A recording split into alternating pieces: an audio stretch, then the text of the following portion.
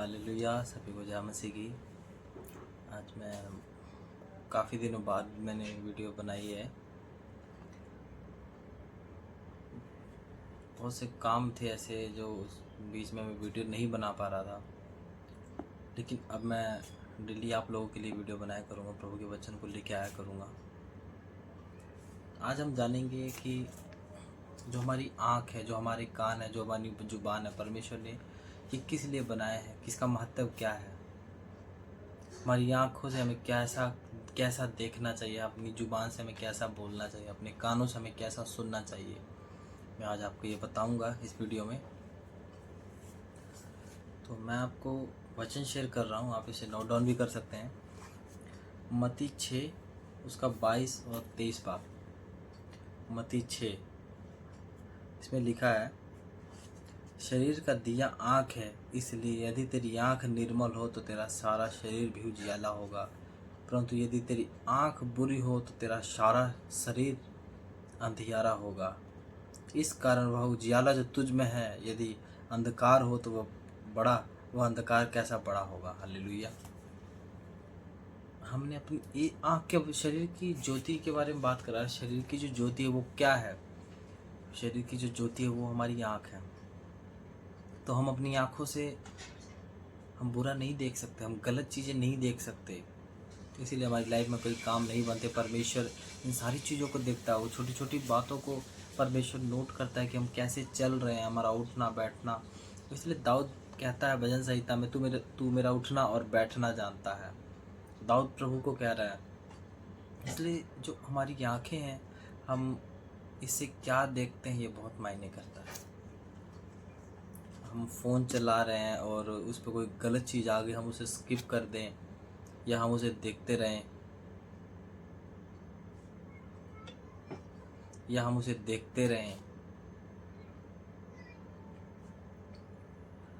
अगर हम उसे स्किप करते हैं या हम उसे देखते रहते हैं, सारी चीज़ें प्रभु देखता है। या ये फैसला आपके हाथ में है कि आप उसे देख रहे हैं कि स्किप कर रहे हैं। आपके सामने कोई ऐसी चीज़ आ गई जो जिसे आप देख रहे, एक तो हो गई कि आप देख रहे हैं, एक तो हो गई अचानक से सामने आ गई। अगर अचानक से जो सामने आ गई वो आपने हटा दिया, उसका तो प्रभु कुछ नहीं, आपको प्रभु कोई सवाल जवाब नहीं करे। लेकिन जो आपके सामने आई और उसको आप देख रहे हैं, शैतान को आप मौका दे रहे हैं, आपकी लाइफ में एंटर करेगा वो अपनी आपकी आंखों के द्वारा। और हम आगे बढ़ेंगे। पतरस उसका दूसरा अध्याय 14 पाप। पतरस की किताब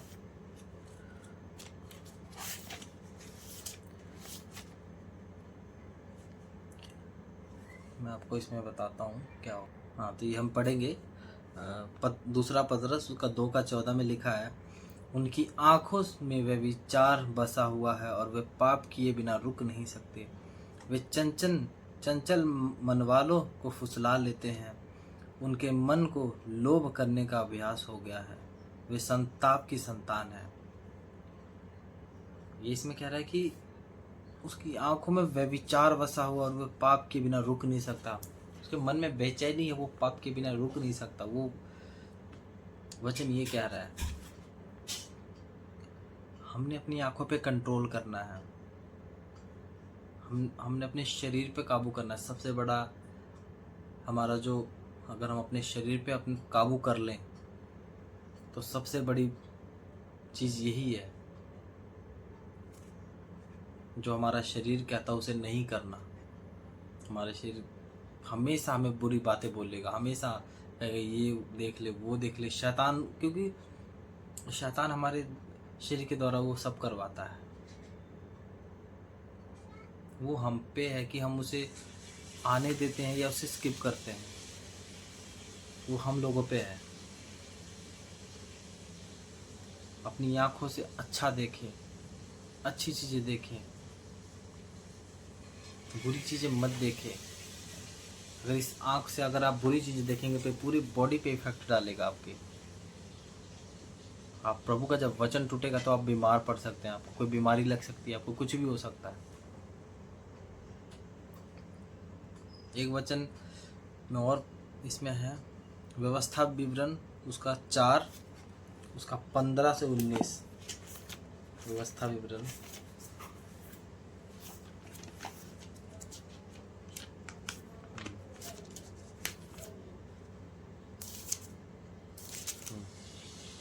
व्यवस्था विवरण 4, उसके 15 से 19।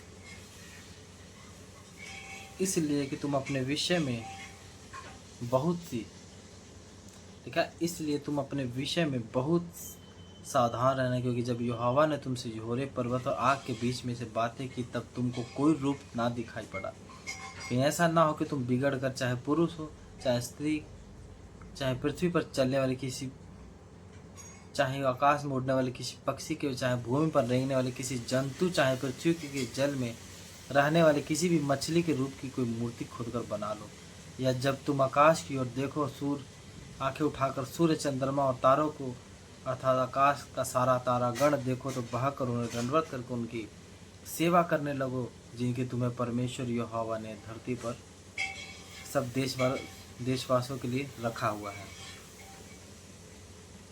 लिखा, तुमको यहोवा लोहे के भट्टे सरीखे मिस्र देश से निकाल ले आया, इसलिए कि तुम उसका प्रत्यारूपी निज भाग हो, जैसा आज प्रकट है। फिर तुम्हारे कारण यहोवा ने मुझसे क्रोध करके यह शपथ खाई, तो यरदन पार जाने ना पाएगा, और जो उत्तम देश इजराइल का परमेश्वर यहोवा उन्हें उनका निज भाग करके देता है, उसमें से प्रवेश करने ना पाएगा। किंतु मुझे इसी देश में मरना है, मैं यरदन पार नहीं जा सकता, परंतु तुम पार जाकर उस उत्तम देश के अधिकारी हो जाओगे। इसलिए अपने विषय में तुम सावधान रहो, कहीं ऐसा ना हो कि तुम उस वाचा को भूलकर जो तुम्हारे परमेश्वर यहोवा ने तुमसे बांधी है, किसी और वस्तु की मूर्ति खोदकर बनाओ, और जिसे तुम्हारे परमेश्वर यहोवा ने तुमको मना किया है। हालेलुया। प्रभु ने इसमें जो मना किया है, कि प्रभु कह रहे हैं कि हमने किसी चीज़ को देख के, किसी चीज़ को बहक कर तुम उसकी मूर्ति खोद कर ना बना लेना, तुम उसको दंडवत मत कर लगना। ये भी सारी बातें जो प्रभु ने व्यवस्था विवरण में बोली हुई हैं, मूसा को सारी बातें बताई हुई हैं, सारी बातें मूसा को प्रभु ने बताई हुई हैं। आप इस बात पे ध्यान दें, प्रभु के वचन को माने, प्रभु से दूर ना रहें, प्रभु के करीब रहें। अगर आप प्रभु में चल रहे हैं तो आप सही रीति से चलें, हर जगह आप सिर ना झुकाएं, क्योंकि हमारा परमेश्वर सिर्फ एक है।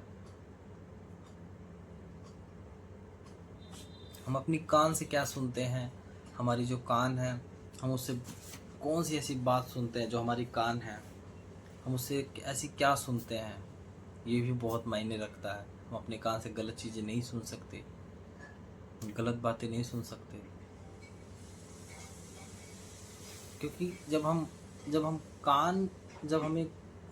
कोई चीज़ सुनते हैं, जब कोई हम गलत चीज़ सुनते हैं, गलत ऑडियो, गलत चीज़ें हम सुनते हैं, तो वो भी हमारी लाइफ में इफ़ेक्ट डालता है, वो हमारी लाइफ में रिलीज़ हो जाता है, और फिर हम भी उसी की तरह चलने लगते हैं। तो हमें अपने कानों पे भी कंट्रोल करके रखना है कि हम अपने कान से क्या सुन रहे हैं। अपनी ज़ुबान पे कंट्रोल करके रखना है कि हम अपनी ज़ुबान से क्या बोल रहे हैं। अपनी ज़ुबान से भी हमने गलत नहीं बोलना, हमें सिर्फ प्रभु का धन्यवाद करना चाहिए। जो परमेश्वर ने धन्यवाद के लिए ये ज़ुबान हमें दी है, ये आँखें जो प्रभु ने दी है, ये इसलिए नहीं दी कि हम गलत चीज़ें देखें, या ये कान जो दिए इसलिए नहीं दिए कि हम गलत चीज़ें सुने। हम अपने परमेश्वर की महिमा के लिए हम लोग इस्तेमाल करें, लोगों को सुसमाचार सुनाएं। ऑनलाइन हम सुसमाचार सुना सकते हैं, जहाँ जाके लोगों को सुसमाचार प्रभु का सुना सकते हैं। अब ये सारी चीज़ें करें और प्रभु भरोसा रखें, प्रभु आपको ब्लेस करेगा। बहुत से ऐसे लोग हैं जो अंधकार में जीवन बिता रहे हैं, जो प्रभु को नहीं जानते। सोचिए, करोड़ों लाखों लोग हैं इस दुनिया में, लेकिन प्रभु की जो दया है आप लोगों पे हुई, हम पे हुई, मुझ पे हुई।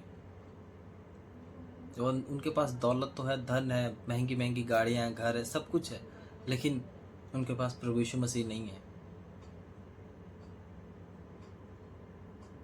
हमारे पास प्रभु यीशु मसीह है। प्रभु ने हमें चुना है। यही सबसे बड़ी जो दौलत है, सबसे बड़ा धन यही है, जो उसकी दया, प्रभु की दया हम लोगों के ऊपर हुई है। यही सबसे बड़ी दौलत है। ये संसार की जो दौलत है वो तो कुछ दुनिया में ख़त्म हो जाएगी, लेकिन सोचिए जिस परमेश्वर ने हमें बनाया, उसने हम पे दया करके हमें चुना। बाइबल में लिखा है कि परमेश्वर को कोई जान नहीं सकता बिना उसकी मर्जी से। परमेश्वर को कोई नहीं जान सकता। लिखा है वो भेद है कि जो पुराने समयों से छिपा रहा, लेकिन अब प्रकट हो रहा है उन पवित्र लोगों पे। परमेश्वर ने हमें पवित्र बनाया। इस चीज़ पे विश्वास करें। हम लोग अंधकार में थे, पाप में थे, गलत कामों में थे, लेकिन परमेश्वर की दया हम लोगों के ऊपर हुई और आज हम प्रभु की आराधना करते हैं, प्रभु की स्तुति करते हैं, प्रभु के कामों को करते हैं।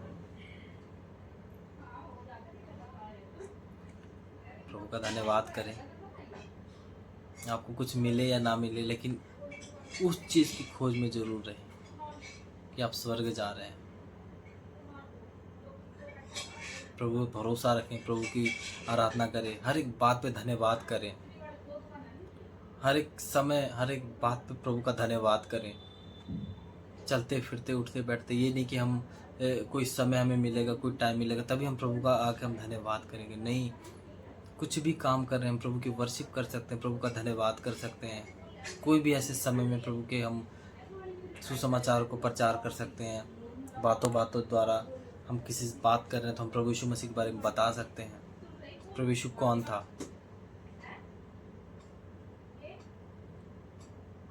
आप इस चीज़ पे विश्वास करें, प्रभु आपको ब्लेस करेगा।